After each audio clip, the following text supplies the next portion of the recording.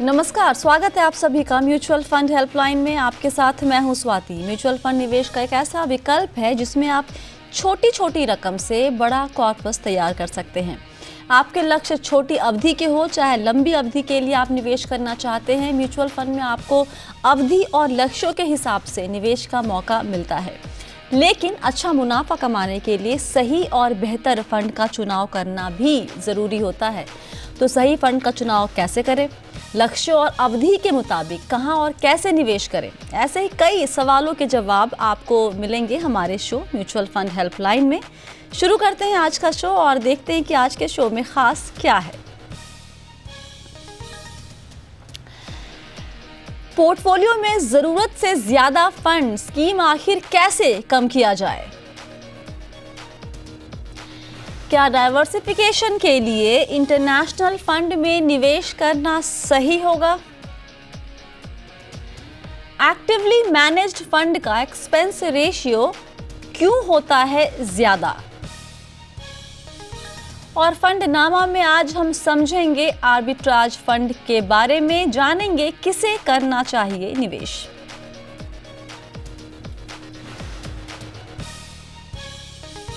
और आज सवालों के जवाब देने के लिए हमारे साथ है ऑप्टिमा मनी मैनेजर्स के managing director Pankaj Mathpal. Pankaj sir, बहुत बहुत स्वागत है आपका। कैसे हैं?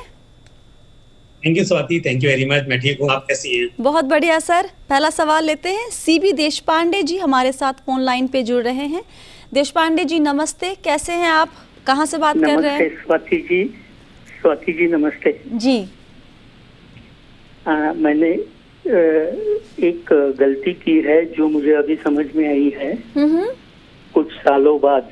अच्छा। कि मैंने करीब 18-19 अलग अलग स्कीम्स में पैसे लगाए हैं और नाउ आई रियलाइज कि इट्स टू मेनी। तो उसे कम करने के लिए मुझे थोड़ी सलाह चाहिए किसी एक्सपर्ट की। जी। मैं मेरा बैकग्राउंड बताता हूँ जी।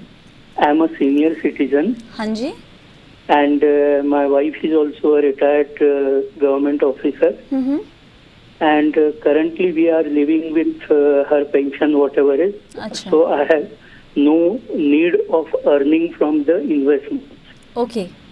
But what I want is really wealth creation for both of my daughters who are already married and settled. Very nice, sir. Okay. So I am one of those fortunate who really doesn't need any money from the investments at the moment. Amazing, sir. Amazing. So what I want is only the wealth creation, that too after 5, 6, 7 years for my both daughters. 5 से 7 साल के लिए आप निवेश जारी रखेंगे और हाँ जी। And beyond also. Beyond also. Okay sir, ठीक है। अच्छी बात यह है देशपांडे जी कि आपको अपनी गलती समझ में आ गई, वरना लोगों को तो पूरी जिंदगी निकल जाती है, इस तरह की गलतियां करते हैं और उन्हें समझ में ही नहीं आता। पंकज सर बताएं कैसे इसको अगर छोटा करना हो, ये 18-19 नहीं है, इनफैक्ट उससे कम है, 10-12 फंड से कैसे कम करें और कितने फंड इनके पोर्टफोलियो में होने चाहिए? स्वाति देखिए, फंड बहुत ज्यादा होना वो मतलब सिर्फ हम इसलिए बोलते हैं कि मैनेज नहीं हो पाते हैं, ज्यादा फंड्स होंगे इसके लिए और ओवर डाइवर्सिफिकेशन हो जाता है। लेकिन बड़ी बात यह है कि बहुत सारे फंड्स अच्छे परफॉर्म नहीं कर रहे हैं। अब यहाँ पर क्योंकि हालांकि एज को देख के ऐसा लग रहा था पहले कि एज ज्यादा है तो हम क्यों ज्यादा रिस्क लेंगे या कैसा पोर्टफोलियो होना चाहिए, बट बहुत उन्होंने क्लियर किया है कि उनको बेटी के लिए वेल्थ क्रिएट करनी है। तो मेरी सलाह ये होगी कि कुछ फंड कम कर दें। तो फंड अभी है इनमें से एक्सिस ब्लू चिप फंड अच्छा फंड है, SBI फोकस्ड इक्विटी बिल्कुल ये रखें, ABSL इक्विटी फंड को भी कंटिन्यू करें, एक मिड कैप फंड में एक्सिस मिड कैप फंड ये लें, एक्सिस फोकस 25 फंड को कंटिन्यू करें और ABSL इक्विटी हाइब्रिड फंड क्योंकि ये एक बैलेंस फंड है इसको भी कंटिन्यू करें। तो एग्जिस्टिंग फंड्स में से आप इतने फंड्स को रख सकते हैं। अब जो बाकी के फंड्स हैं उनको मैं सलाह दूंगा कि उनको आप एग्जिट कर जाएं वहां से और उस पैसे को कुछ इन फंड्स में और 1-2 में फंड्स और आपको ऐड करने की सलाह दूंगा। थोड़ा सा अगर आपका म्यूचुअल फंड्स में कोई डेट फंड्स ज्यादा नहीं है तो एक ही आपने एक हाइब्रिड फंड बताया है ABSL इक्विटी, तो एक balance advantage fund ICICI prudential balance advantage fund को आप इंक्लूड कर सकते हैं, ये फंड हो सकता है। और दो फंड मैं और बोलूंगा, एक large and mid cap fund है मेरे asset emerging blue chip fund. इसकी परफॉर्मेंस काफी अच्छी रही है, पोर्टफोलियो अच्छा है, इसको आप इंक्लूड कर लें। और एक Canara Robeco equity diversified fund, ये भी अच्छा मल्टी कैप फंड है, इसको आप ऐड कर लें। तो इस तरह से अगेन फंड, क्योंकि आपका पोर्टफोलियो साइज भी अच्छा है, उस हिसाब से फंड अभी भी ज्यादा होंगे। लेकिन उसका एक रीजन ये भी है कि आजकल आपने देखा होगा कई बार एक मिड कैप फंड बहुत अच्छा परफॉर्म कर रहा होता है, लेकिन दूसरा फंड काफी खराब परफॉर्म कर रहा होता है। तो ये डिपेंड करता है फंड मैनेजर की स्ट्रेटेजी पर। तो एक कैटेगरी में अगर आपका पोर्टफोलियो बड़ा है, तो एक कैटेगरी में एक से ज्यादा फंड रखने में कोई बुराई नहीं है, तो जहां तक मैनेज कर सके। तो इसके लिए यहाँ पर आपके पास मैं देख रहा हूँ कि 2 mid cap, 2 large cap, 2 multi cap ऐसे हो जाएंगे। सर मल्टी कैप बहुत ज्यादा नहीं हो जाएगा? ABSL equity, axis focus 25। हाँ, तो अभी अगर एग्जिस्टिंग में से देखिए, अदरवाइज एक काम हो सकता है कि आप मल्टी कैप कैनरा रोबेको को ना कीजिए, कोई बात नहीं, फंड अच्छा है, इसमें मैंने बताया था। एक्सिस फोकस में बढ़ा दीजिए। एक्सिस फोकस्ड अच्छा मल्टी कैप फंड है, उसमें आप बढ़ा सकते हैं। तो ये कर सकते हैं। और अगर आपको लार्ज एंड मिड कैप भी नहीं करना है, अगर आप स्वाति आप अगर एग्री करें कि अगर बहुत कम फंड भी चलेंगे, तो SBI फोकस भी इनके पास में है, वो भी मल्टी कैप फंड है। तो लार्ज एंड मिड कैप नहीं रहेगा तो भी चलेगा, अगर आप कंफर्टेबल है तब ऐड करें। आप जो axis blue chip, SBI focus, ABSL equity, axis mid cap, axis focus 25 and ABSL equity hybrid, ये फंड्स में भी अगर आप डिवाइड कर दें उस अमाउंट को जो आप फंड कर रहे हैं, तो भी मेरे हिसाब से कोई प्रॉब्लम नहीं। ओके, देश पांडे जी, आपको सवाल के जवाब मिल गए? बिल्कुल मिल गया जी। जी। And I am little relieved by the expert saying कि थोड़ा ज्यादा भी नंबर ऑफ फंड्स हो गए तो कोई बात नहीं है। If they are performing well that is okay. जी सर, चलिए अपना ख्याल रखें आप। अगला सवाल लेते हैं हम यहाँ पर। तरासिम कुमार, मैंने आपका नाम सही बोला है? अच्छा, इनका कांटेक्ट करने की कोशिश करते हैं, तब तक इनका सवाल ले लेते हैं। 42 साल इनकी उम्र है और गवर्नमेंट एम्प्लॉई हैं। इनके पोर्टफोलियो में करीब 8 फंड हैं। जानना चाहते हैं कि पोर्टफोलियो पे राय कैसी है इनकी। हाँ, बस इतना ही इनको जानना है कि पोर्टफोलियो कैसा है। पंकज सर, देखिए इनका टाइम होराइजन अच्छा है, बेसिकली कर रहे हैं। इसमें से HDFC टॉप 100, देखिए आप एग्री करेंगे कि इसका परफॉर्मेंस ना काफी टाइम से खराब रहा है, थोड़ा बहुत बीच में ठीक होता है, फिर खराब हो जाता है। फंड का साइज भी बहुत बड़ा है, तो इस फंड को मैं ज्यादा पसंद नहीं करता हूँ। तो मेरी सलाह होगी अगर इसकी जगह पे ये Canara Robeco blue chip fund में आ जाए तो अच्छा रहेगा। एक अच्छा लार्ज कैप फंड है और इस पर ध्यान बहुत लोगों का नहीं जाता है। तो मेरे हिसाब से ये Canara Robeco blue chip fund एक अच्छा फंड है मेरे हिसाब से। और मिड कैप फंड में एक्सिस मिड कैप फंड इनके लिए बेहतर रहेगा HDFC मिड कैप अपॉर्चुनिटी की बजाय। अच्छा, तो ये मेरी सलाह होगी। दूसरी बात, एक फंड क्योंकि जिस हिसाब से इनका पोर्टफोलियो है और फर्दर डाइवर्सिफिकेशन हम लोग बात कर रहे हैं, अगर थोड़ा सा इंटरनेशनल फंड्स, क्योंकि हालांकि देखिए ध्यान में अभी लोग ज्यादा इसलिए आए हैं क्योंकि पास्ट 1 ईयर में परफॉर्मेंस अच्छी रही है। अब अगले 1 साल में ऐसी ही रहेगी ऐसा नहीं कह सकते हैं, लेकिन जब जागो तभी सवेरा। तो अगर आप चाहते हैं कि पोर्टफोलियो प्रॉपर्ली डाइवर्सिफाइड रहे, तो आप एक इंटरनेशनल फंड को भी अपने पोर्टफोलियो में इंक्लूड करें, लेकिन ज्यादा नहीं, 10-15% एलोकेशन रहे उसमें पूरे पोर्टफोलियो का। उस हिसाब से ICICI prudential US blue chip fund, अच्छा, इसको आप कंसिडर कर सकते हैं। और अगर फंड नहीं बढ़ाने हैं आपको, तो आप या तो HDFC टॉप 200 आप बंद कर रहे हैं, तो उसकी जगह पे मैंने जैसे बोला था कैनरा रोबेको स्टार्ट करने के लिए मत कीजिए, तब भी उतने ही फंड हो जाएंगे जी। या फिर उसको रखते हैं तो SBI ब्लू चिप फंड को आप बंद कर सकते हैं, ऐसे कर लीजिए। तो इस तरह से लार्ज कैप फंड एक ही रखिए। और definitely Canara Robeco blue chip fund मेरा ज्यादा पसंद का फंड है कंपैरेटिवली। बट अगर आप चाहते हैं कि जो SBI ब्लू चिप है उसको नहीं बंद करना है, उसको रहने दीजिए, तो नया मत ऐड कीजिए, लेकिन आप ICICI prudential US blue chip fund को ऐड कर लीजिए, तो लॉन्ग टर्म में फायदेमंद। ओके, तरसाइम जी हमारे साथ फोन लाइन पर हैं। आपको आवाज आ रही है मेरी? जी मैम, जी ma'am, good afternoon ma'am. Good afternoon sir. एक बात बताइए, आपने एक ही फंड हाउस के, मैंने आपके पोर्टफोलियो को देखी तो एचडीएफसी के 2, कोटक के 2 और एसबीआई के 3, एक ही फंड हाउस के 2 मल्टीपल फंड्स लेने का कहाँ से ख्याल आया? मतलब उसके पीछे थॉट प्रोसेस क्या है? मैम फ्रैंकली स्पीकिंग मुझे इतना ज्यादा तो नॉलेज तो नहीं था। मैं ये आप ही का प्रोग्राम देख के अच्छा। और थोड़ा सा नॉर्मली जैसे सभी बोलते हैं कि डाइवर्सिफाई फंड होना चाहिए, तो थोड़ा मल्टी कैप, थोड़ा लार्ज कैप, उस तरह से पोर्टफोलियो बनाया है। ओके, तो आपने जवाब सुना पंकज जी का। अभी कुछ चेंजेस करने की ज़रूरत है। एचडीएफसी के दोनों फंड बंद करके उसके बदले कैनरा रोबेको ब्लू चिप और मिड कैप के बदले एक्सिस मिड कैप, ठीक है जी मैम, ये आप ऐड कर लें। पंकज सर, मैं आपसे यहाँ पर जानना चाहूँगी कि एक फंड हाउस के कितने फंड्स आपको लगता है कि पोर्टफोलियो में हो तो वो सफिशिएंट है? कोई उसके पीछे कुछ दिमाग लगाना होता है, कोई रूल है कुछ जिसको फॉलो कर सके कोई इन्वेस्टर? तो मैं तो ये सलाह देता हूँ कि देखिए, अगर किसी के पास लार्ज एंड किसी भी फंड हाउस का large and mid cap fund है और दूसरा मिड कैप फंड है, अच्छा, तो उनके मिड कैप में जो स्टॉक्स होंगे वही उनके large and mid cap fund के अंदर होंगे, राइट? तो इसका मतलब जो फंड मैनेजर्स हैं मोर और लेस उनकी स्ट्रेटजी सेम रहेगी। तो अगर आपको देखिए, यहाँ भी आपने देखा होगा पीछे कुछ फंड हाउसेस में जो प्रॉब्लम आई कुछ स्कीम्स में, तो बहुत सारे लोगों ने 4 स्कीम उसी फंड हाउस के लिए हुई। तो अगर आपका डाइवर्सिफिकेशन रहेगा तो इस तरह की दिक्कत नहीं होगी। तो जब हमारे पास आज की तारीख में इतने सारे फंड हाउसेस हैं और उसमें से मैं नहीं बोल रहा हूँ कि आप 45 फंड हाउसेस में सब में एक स्कीम ले लीजिए, लेकिन आप टॉप के अगर 5-6 फंड हाउसेस सिलेक्ट कर लेते हैं इस बेस पर कि उनकी इंडिया में कितने टाइम से उनका एक्सपीरियंस है, वो किस तरह के फंड हाउसेस हैं, स्ट्रेटजीज कैसी रहती हैं, क्योंकि आपने देखा होगा कुछ जो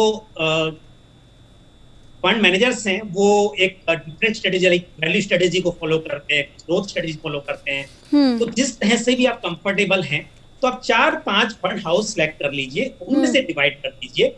लेकिन ऐसा नहीं कि एक ही फंड हाउस के मतलब 5 स्कीम है और 5 में से 3 आपके पास एक ही फंड हाउस की हैं, वो कभी भी अच्छा नहीं रहता है। कंसंट्रेशन इसके लिए बिल्कुल ये होना चाहिए कि आप डिफरेंट फंड हाउसेस में करें। और ये बात स्वाति हमेशा आती है कि जब हम बात करते हैं ओवर डाइवर्सिफिकेशन या एक ही तरह की कैटेगरी में बहुत सारे फंड, लेकिन मैं आज की तारीख में मैंने देखा है कि बहुत ज्यादा तो नहीं, लेकिन अगर आपका फंड साइज बड़ा है तो एक कैटेगरी में 2 फंड रखने में कोई मेरे हिसाब से गलत नहीं है। थोड़ा सा उसमें भी आपको डिफरेंट फंड मैनेजर्स का जो स्टाइल है उसका बेनिफिट मिल जाता है। तो ऐसे अदरवाइज देखा होगा कि एक मिड कैप फंड बहुत ही खराब कर रहा होता है जबकि बाकी के मिड कैप फंड बहुत अच्छे कर रहे होते हैं, जबकि फंड हाउस भी अच्छा होता है। तो कई बार वो स्ट्रेटजी नहीं चलती है।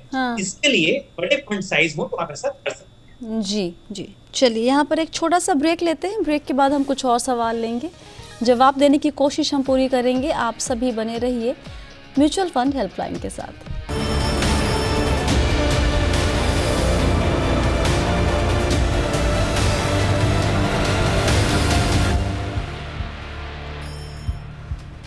म्यूचुअल फंड हेल्पलाइन में एक बार फिर से आप सभी का बहुत स्वागत है। आज आपके सवालों के जवाब दे रहे हैं ऑप्टिमा मनी मैनेजर्स के मैनेजिंग डायरेक्टर पंकज मठपाल। अगला सवाल लेते हैं। डॉक्टर मौलिक पटेल ने अहमदाबाद से सवाल ईमेल के ज़रिए भेजा है। ये इंटरनेशनल फंड में अब निवेश करना चाहते हैं डाइवर्सिफिकेशन के लिए। पंकज सर, ऑलरेडी ये बाकी कैटेगरी में निवेश कर रहे हैं, उसकी डिटेल्स हमारे पास नहीं है, लेकिन अपने पोर्टफोलियो में करीब 15 से 20% अब चाहते हैं इंटरनेशनल फ़ंड की तरफ मोड़ना। रिसर्च किया है और 4 फंड सेलेक्ट किए हैं। चारों के नाम आपके पास भी हैं, बताते हैं अपने दर्शकों को। Franklin US opportunity, PGIM Jennison global equity, Edelweiss US technology और इडलवाइज ग्रेटर चाइना। और पूरा मिला के 4, 2, 6, 2, 8, 2, 10,000 रुपये की SIP ये चाह रहे हैं उसमें करना। अब इनके सवाल थोड़े ज़्यादा हैं। पहले बात तो ये कि अगर ये इंटरनेशनल फंड्स में एक्सपोजर चाहते हैं तो किस इकॉनमी की तरफ फोकस करें? सबसे पहले USA या फिर Japan, Europe, Brazil, Russia, China, यहाँ पर भी कर सकते हैं शुरुआत में ही? बिल्कुल स्वाति, देखिए पहली बात तो ये है कि आजकल लोग ये सवाल बहुत ज्यादा पूछ रहे हैं कि इंटरनेशनल में करना चाहिए, क्योंकि हम हमेशा देखते हैं कि पास रिटर्न्स के हिसाब से जब देखा जाता है कि बेस्ट परफॉर्मिंग फंड तो सब वही निकल के आते हैं। बट मैं सलाह ये दूंगा कि आप बिल्कुल कीजिए। मैं भी चाहता हूँ कि आप थोड़ा सा पोर्टफोलियो को डाइवर्सिफाई करने के हिसाब से इंटरनेशनल फंड्स में एक्सपोजर लीजिए, लेकिन एक तो लिमिटेड होना चाहिए। दूसरी बात, लंबे समय के, ऐसा नहीं कि लास्ट 1 ईयर में हुआ और अगले 1 साल में ऐसा ही होगा।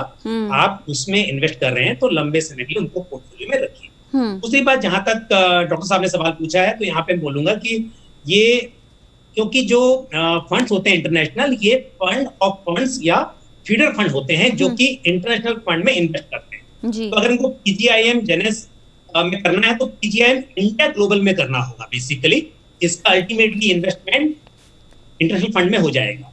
इंडिया में उनको करना है तो PGIM India global equity opportunity fund, ये फंड का नाम है, में आपको इन्वेस्ट करना होगा। तो आपने सिलेक्ट किया है। वैसे मेरी सलाह के हिसाब से इंटरनेशनल फंड में मैं 2 फंड पसंद करता हूँ, एक ICICI prudential US blue chip और दूसरा मोतीलाल ओसवाल नेस्डेक 100 फंड जो है वो मुझे पसंद है।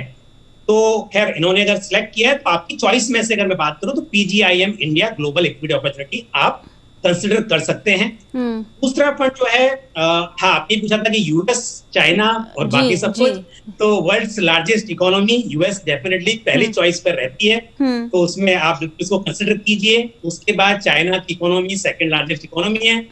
हालांकि अभी बहुत सारी टेंशंस चल रही हैं, फिर भी अगर आप एक चाइना फंड होना चाहते हैं लंबे समय के हिसाब से, तो फिर एडलवाइज चाइना फंड को आप कंसिडर कीजिए। वो एक अच्छी परफॉर्मेंस रही है और ठीक ठाक सिलेक्शन है उसका। हालांकि वो जेएम के फंड में इन्वेस्ट करता है, तो अगेन जैसे मैंने बोला, ये फीडर फंड होते हैं, दूसरे फंड में इन्वेस्ट करते हैं, तो आप एडलवाइज को कंसिडर कीजिए। उसके बाद आपने भी पूछा है कि शायद ईटीएफ या फंड ऑफ फंड्स। यहाँ पर एक सवाल पहले मैं, आप 2 शब्द यूज कर रहे हैं इंटरनेशनल फंड्स के कॉन्टेक्स्ट में, एक होता है फीडर वर्ड आता है और एक आता है एफओएफ, तो इन दोनों का बेसिक फर्क क्या होता है? देखिए, फीडर फंड का मतलब है कि एक फंड है, उस फंड में आपने इन्वेस्ट करना है। मतलब अगर आपका कोई यूएस में एक फंड चल रहा है, तो इंडिया में क्योंकि आप लीगली ऐसा नहीं कर सकते डायरेक्टली उस फंड में इन्वेस्ट करते हैं, तो यहाँ पर एक फंड बनाया, लेकिन सारा का सारा पैसा उसी एक फंड में इन्वेस्ट होगा। अच्छा, तो यहाँ पे फंड्स नहीं है, एक ही फंड, फीडर फंड है, आप यहाँ पर इन्वेस्ट करेंगे और वो दूसरे फंड में फीड हो जाएगा। अच्छा, दूसरा जो फंड ऑफ फंड्स है, वहां पर आप यहाँ पर एक फंड ओपन करेंगे, उसमें जो टोटल पैसा आएगा उसको मल्टीपल फंड्स की यूनिट्स में, तो उसके अंडरलाइंग जो फंड्स हैं वो बहुत सारे हो सकते हैं, एक से ज्यादा हो सकते हैं। तो वो फंड ऑफ फंड्स हो जाएगा, जहां पे बहुत सारे फंड्स की यूनिट्स। देखिए, जब आप डोमेस्टिक में भी कोई फंड लेते हैं तो एक फंड के नीचे बहुत सारे इक्विटी शेयर्स होते हैं, पोर्टफोलियो में आपके 25, 30, 40 कंपनीज के शेयर्स होते हैं। बट अगर वो फंड ऑफ फंड्स है तो उसके अंदर बहुत सारे म्यूचुअल फंड स्कीम्स की यूनिट्स होती हैं। तो आपने एक फंड बनाया, बहुत सारे स्कीम्स की यूनिट्स उसमें बाय कर, तो आप डायरेक्टली इक्विटी बाय नहीं कर रहे हो, आप यूनिट्स बाय कर रहे हो, पर मल्टीपल फंड्स की बाय कर रहे हो। अच्छा, तो ऐसे ही इंटरनेशनल फंड ऑफ फंड्स में ऐसा ही होगा कि मल्टीपल स्कीम्स की यूनिट्स आप बाय करोगे एक फंड के अंदर। ओके ओके, ये थोड़ा डिफरेंस था। बट अब आते हैं इस पर कि ईटीएफ एंड एफओएफ, ये भी मैं क्लियर कर दूं। अब देखिए, आपको अल्टीमेटली म्यूचुअल फंड में इन्वेस्ट करना है, तो एक तरीका है कि जैसे हम कोई भी डोमेस्टिक हो या इंटरनेशनल फंड हो, हमें म्यूचुअल फंड की यूनिट्स बाय करनी है, हमने डायरेक्टली अपने बिना डीमैट के बाय करनी है कंपनी से, तो वो अब इंटरनेशनल है तो फंड ऑफ फंड के रूप में। ओके, तो दूसरा ये कि वो एक्सचेंज में लिस्टेड है, वो एक्सचेंज में लिस्टेड है तो वो आपका ईटीएफ हो जाए, एक्सचेंज ट्रेडेड फंड। तो फर्क कुछ नहीं पड़ता है, फर्क थोड़ा सा इतना है कि अगर आपके पास डीमैट अकाउंट है तो आप ईटीएफ बाय कर लें जी। उसमें यह है कि डीमैट के एनुअल चार्जेस भी आपको पे करने होते हैं, वो एक्सपेंस आपका होता है। आपका ऑलरेडी आपके पास अकाउंट है तब तो ठीक है, लेकिन एक फंड बाय करने के लिए आप वो ना करें, तो आप फिर फंड ऑफ फंड में जाएं। फंड ऑफ फंड में एक्सपेंस थोड़ा ज्यादा होगा क्योंकि वहां पर आपका यूनिट्स को अगेन उसमें ईटीएफ बाय किया जा रहा है फंड ऑफ फंड में, एक्सपेंस रेशियो थोड़ा ज्यादा होगा, लेकिन ज्यादा इसी के लिए है क्योंकि आपको डीमैट चार्जेस आपको नहीं पे करने पड़ रहे हैं। तो सीधा सवाल, इसका उत्तर यही है कि अगर आपके पास एग्जिस्टिंग डीमैट अकाउंट है तो आप ईटीएफ में बाय कर लीजिए, अगर नहीं है तो फंड ऑफ फंड्स ले लीजिए, दोनों में कुल मिलाकर आपका बराबर एक्सपेंस हो जाएगा। ओके, चलिए यहाँ पर सवाल जवाब का सिलसिला ख़त्म करते हैं और रुख करते हैं हमारे ख़ास सेगमेंट फंडनामा की तरफ।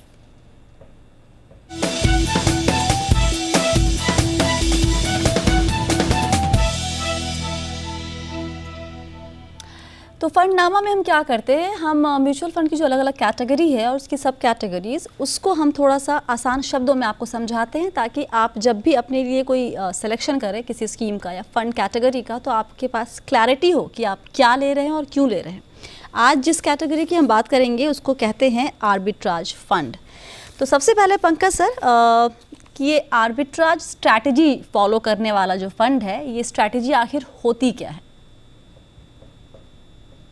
देखिए, आर्बिट्राज का सिंपल मतलब है कि प्राइस डिफरेंस का फायदा लेना। अच्छा। अब कोई भी स्टॉक्स जो होते हैं वो लिस्टेड होते हैं एक्सचेंज में, ट्रेड होते हैं एनएससी में, बीएससी में, पर कई बार जब मार्केट में काफी वोलेटिलिटी होती है या मार्केट में काफी ज्यादा एक्टिविटीज होती है, जब मार्केट में एक्टिविटी ज्यादा हो रही होती है, तो आपने देखा होगा कि सेम शेयर का प्राइस एनएससी में कुछ अलग होता है, बीएससी में थोड़ा अलग होता है। हालांकि डिफरेंस बहुत छोटा होता है, बट अगर वॉल्यूम की बात की जाए तो वॉल्यूम के हिसाब से थोड़ा सा डिफरेंस भी काफी हो सकता है। या फिर कैश मार्केट या स्पॉट मार्केट जो हम बोलते हैं, जब हम शेयर बाय करते हैं हम स्पॉट मार्केट में बाय करते हैं, दूसरा डेरिवेटिव होता है। तो कई बार उसका प्राइस डिफरेंस होता है डेरिवेटिव मार्केट में और स्पॉट मार्केट में। उस केस में जो आर्बिट्राज फंड होते हैं, ये क्या करते हैं कि इक्विटी में आर्बिट्राज करते हैं, मतलब फटाफट एक जगह बाय किया और सेम टाइम पर दूसरी जगह पे सेल कर दिया। तो आपको होल्ड नहीं करना है। ऐसा नहीं है कि आप, जैसे कोई इक्विटी फंड होता है तो आप शेयर बाय करते हैं, लंबे समय तक उसको होल्ड करते हैं, कंपनी का प्रॉफिट बढ़ता है तो आपको फायदा होता है। यहाँ पर आपको सेम प्राइस, चाहे मार्केट में गिरावट हो या मार्केट बढ़ रहा हो, आपको सिर्फ ये देखना है कि मार्केट में डिफरेंट एक्सचेंजेस में और डिफरेंट मार्केट्स में प्राइस का डिफरेंस होना चाहिए। अगर डिफरेंस होगा उसका फायदा आप उठा पाएंगे। इस तरह से आर्बिट्राज फंड काम करता है। तो रिस्क, तो ये इक्विटी फंड है। अच्छा। इसमें इक्विटी के उतार चढ़ाव का फायदा नहीं होता है, इसमें फर्क पड़ता है सिर्फ कि डिफरेंट एक्सचेंज में या डेरिवेटिव एंड स्पॉट मार्केट में प्राइस में कितना डिफरेंस है। तो इसमें रिस्क क्या है? रिस्क ये है कि शायद आर्बिट्राज का मौका ही ना मिले फंड मैनेजर को। बिल्कुल, देखिए यही है बस कि रिस्क यही है कि अगर मार्केट एक तरफ चल रहा हो, और देखिए जब मार्केट एक तरफ चल रहा होता है और एक्टिविटीज बहुत ज्यादा नहीं होती है तो ऐसा नहीं होगा, प्राइस डिफरेंस ज्यादा नहीं होगा। अच्छा। तो जब मार्केट में इस तरह की एक्टिविटीज बहुत ज्यादा हो रही होती है, लोग फटाफट बाय करते हैं, सेल करते हैं, तो प्राइस डिफरेंस ज्यादा आता है मार्केट्स में। उस केस में फंड मैनेजर को इसमें ज्यादा चॉइस मिलेगी। हालांकि रिस्क इसमें बहुत कम होता है क्योंकि आप होल्ड कुछ कर नहीं रहे हैं, तो रिस्क इसमें बहुत कम है। हालांकि मेरी बोलूँ किसी भी फंड में मतलब रिस्क जीरो तो कभी होता नहीं है म्यूचुअल फंड्स में, लेकिन इसमें सबसे कम है इक्विटी कैटेगरी में। और इक्विटी में ट्रीट होता है, जबकि इसमें इक्विटी के मैंने जैसे बोला कि प्रॉफिट लॉस से इसका मतलब नहीं है। दूसरी बात यहाँ पर ये कि बहुत ज्यादा फायदा भी नहीं होगा आपका। तो ये ऐसे हैं जैसे कि हम किसी कंटिंजेंसी के लिए या इमरजेंसी के लिए पैसा रखते हैं किसी लिक्विड फंड में या ओवरनाइट फंड में, ऐसे ही थोड़ा सा यहाँ पर भी रख सकते हैं। लेकिन दोनों का अपने अपने फायदे नुकसान है। हमने देखा है लिक्विड फंड में कई बार मार्केट में इंटरेस्ट रेट साइकिल के हिसाब से रिटर्न्स काफी अच्छे होते हैं, यहाँ पर कई बार मार्केट में प्राइस डिफरेंस होता है तो फायदा ज्यादा होता है। रिडेम्पशन का भी यहाँ पर थोड़ा लेट रिडेम्पशन होता है, मतलब आप हाँ, वो यहाँ पर T+3 है क्योंकि हमें इक्विटी वाला सिस्टम आ जाता है, तो टैक्स के हिसाब से भी, रिडेम्पशन के हिसाब से भी इक्विटी वाला सिस्टम यहाँ पर लगता है। तो लिक्विड फंड, ओवरनाइट फंड में T+1 होता है। आप आज रिडीम करें, कल आपके अकाउंट में पैसा आ जाता है। यहाँ पर T+3 होता है, तो 3 दिन के बाद अकाउंट में पैसा आएगा। तो थोड़ा सा वो भी आपको देखना होगा कि लिक्विडिटी। क्विकली एक आखिरी सवाल, ये यहाँ पे कितने समय अवधि के लिए निवेश करना ठीक होता है? 1 साल के आसपास। आप 1 साल के आसपास कर रहे हैं। अच्छा, चलिए, बहुत बहुत शुक्रिया पंकज सर आज सभी सवालों के जवाब देने के लिए और इस आर्बिट्राज फंड की बारीकियों को इतने आसान शब्दों में हमें बताने के लिए। Thank you Swati, thank you. और आज शो में फिलहाल इतना ही। आपके सवाल अगर आप चाहते हैं कि हमारे एक्सपर्ट उसका जवाब दे तो अपने सवाल हमें भेजिए। सवाल कहाँ भेजेंगे? सारी डिटेल्स आपके सामने हैं। आप व्हाट्सएप कर सकते हैं, आप हमें मेल कर सकते हैं। सवाल जब भी लिखते हैं तो प्लीज़ अपना नाम और नंबर ज़रूर लिखिए ताकि हम आपसे बात कर सकें, आपके सवाल को बेहतर तरीके से समझ सकें। नाराज़ मत होइए अगर आपका सवाल हम नहीं ले पा रहे हैं, क्योंकि हमारे पास बहुत सवाल आते हैं, तो हम ऐसे सवाल लेना प्रेफर करते हैं जिसके जवाब से मैक्सिमम व्यूअर्स को फ़ायदा हो। तो नंबर आएगा, इसलिए नाराज़ होने की ज़रूरत नहीं है। फ़िलहाल के लिए शो में इतना ही। आप सभी बने रहिए जी बिज़नेस के साथ। नमस्कार।